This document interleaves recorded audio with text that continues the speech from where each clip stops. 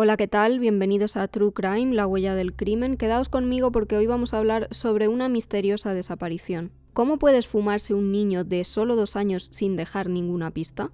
Esa es la pregunta que todavía hoy nos seguimos haciendo 8 meses después de que se viera Emil por última vez. Una historia desgarradora, pues seguimos sin saber dónde se encuentra exactamente el pequeño, aunque sí hay noticias de última hora. El 8 de julio, a eso de las 5:15 de la tarde, desaparece Emil, un niño de solo 2 años. Estaba de vacaciones jugando en casa de sus abuelos paternos en un pueblo de la Alta Provenza llamado Le Vernet. Los abuelos lo perdieron de vista un momento y cuando quisieron darse cuenta, el pequeño ya no estaba en el jardín. A las 6 acudieron los abuelos a poner una denuncia por su desaparición. Apenas 3/4 de hora de perderle de vista ya estaban en la comisaría. A las 7 menos 20 se calcula que comenzó la búsqueda. Los familiares dieron entonces una descripción detallada del niño para tratar de dar con él. Es rubio y mide alrededor de 90 centímetros. El día de su desaparición llevaba la última vez que fue visto una camiseta amarilla con un pantalón blanco. Este tenía detalles en verde. Las zapatillas eran de senderismo. 2 testigos aseguraron haberlo visto bajando la calle, pero no vieron nada sospechoso, por lo que no dieron la voz de alarma en aquel momento. Y es que Le Vernet es un pueblo pequeño, tranquilo, de apenas unos 150 habitantes. El típico lugar en el que nunca pasa nada y nadie esperaba que un niño fuera a desaparecer como si la tierra se lo hubiera tragado.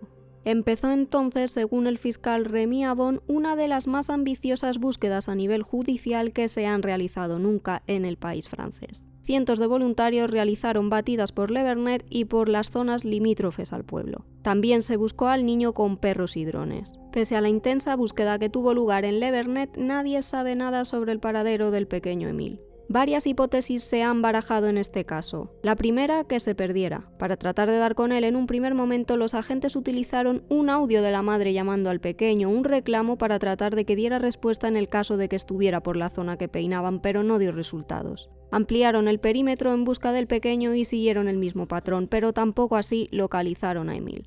Se pensó también en la posibilidad de que hubiera sufrido un accidente, que una cosechadora lo hubiera arrollado o algún otro vehículo, pero en ese caso habrían encontrado alguna pista, por lo que también terminó descartándose.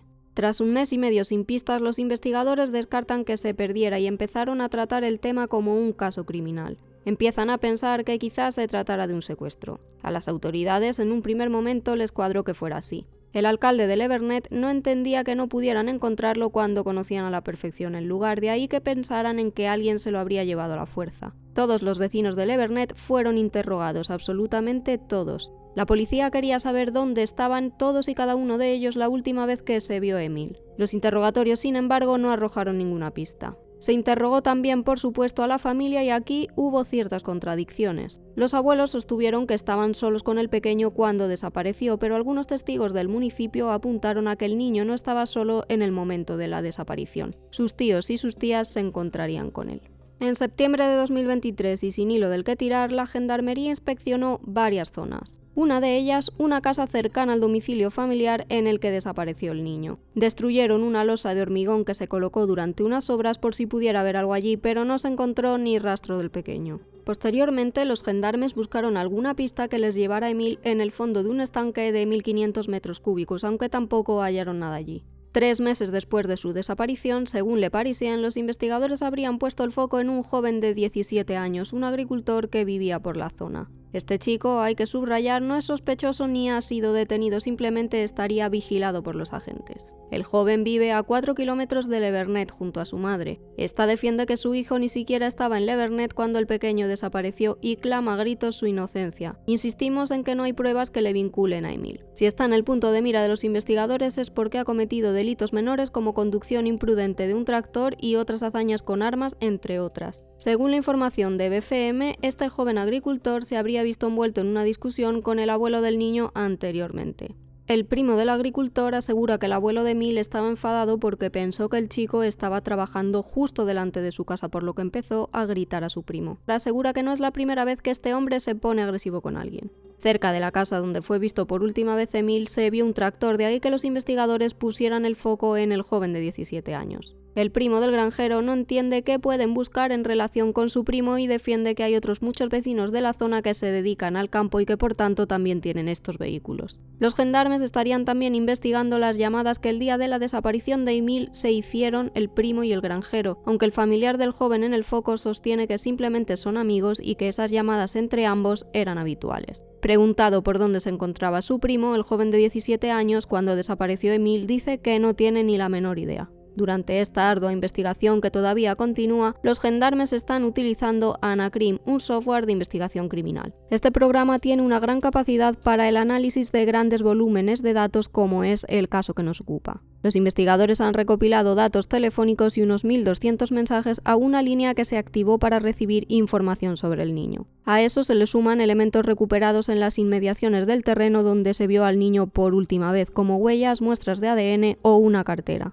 La investigación continúa y según las últimas informaciones, los investigadores ahora mismo trabajan en 2 líneas de investigación. La primera, que pudiera tener un accidente. La segunda, que un tercero hubiera intervenido para hacer desaparecer al pequeño. El pasado mes de diciembre, según Le Parisien, se llevaron a cabo registros en 6 departamentos de toda Francia. Se inspeccionaron casas y vehículos en Le Vernet y alrededores. Se requisaron incluso ordenadores y otros dispositivos electrónicos para ver si en alguno podría haber alguna pista del pequeño Emile. Algún que otro avance, pero de momento ninguna pista. Con el invierno, además, se ha complicado la búsqueda del niño, que sigue abierta. La madre de Emile, que habría cumplido 3 años el 24 de noviembre pasado, pidió a través de un mensaje a quien pudiera tener a su pequeño noticias sobre él. Por favor, si está vivo, no nos dejen vivir sin él. Si está muerto, díganos dónde está. Devuélvannoslo, no nos dejen sin una tumba donde poder recordarlo. No permitan que vivamos el resto de nuestras vidas con esta terrible angustia que nos destroza el corazón. Escribió totalmente rota de dolor. Un caso que por lo ocurrido recuerda mucho al de Madeleine McCann, la niña que desapareció en el Algarve en 2007 y de la que no se sabe nada a día de hoy. Francia y el mundo entero rezan por saber cuánto antes qué ha sido del pequeño Emile, pero el tiempo avanza y cada día que pasa es más duro para la familia. Los investigadores trabajan sin descanso para darle paz a una madre que reza cada día para que el de su hijo no sea uno de esos casos sin resolver que pasan años sobre una mesa de cualquier comisaría del mundo.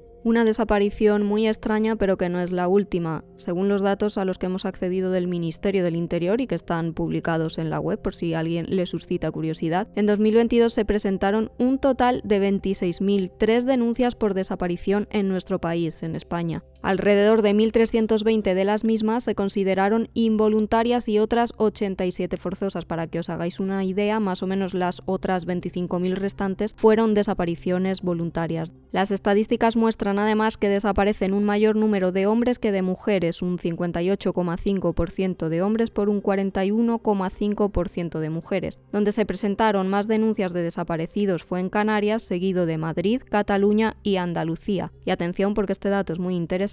En cuanto a estas denuncias de desapariciones en España de las que estoy hablando en el año 2022, el grupo con mayor incidencia de casos corresponde a menores de entre 13 y 17 años. Pero si nos vamos más allá y lo extrapolamos al nivel internacional, según el FBI en el año 2020 se produjeron 365.348 desapariciones de menores en el mundo. En el año 2019 este número fue de 421.394. Las cifras evidencian que el problema de la desaparición de menores existe y que es muy grave. A la cabeza se nos vienen casos muy célebres, además del de Madeleine McCann, que ya hemos citado, el del niño pintor de Málaga, al que se le perdió la pista el 6 de abril de 1987. Salió de casa y jamás volvió. A día de hoy la familia sigue preguntándose qué fue de él. Sobre el caso de David Guerrero Guevara tenéis un episodio en mi podcast por si os interesa escucharlo. Y además de este hay otro muy interesante del niño de Somosierra, Juan Pedro Martínez, que desapareció el 20 de junio de 1986, un año antes de que lo hiciera el niño pintor de Málaga.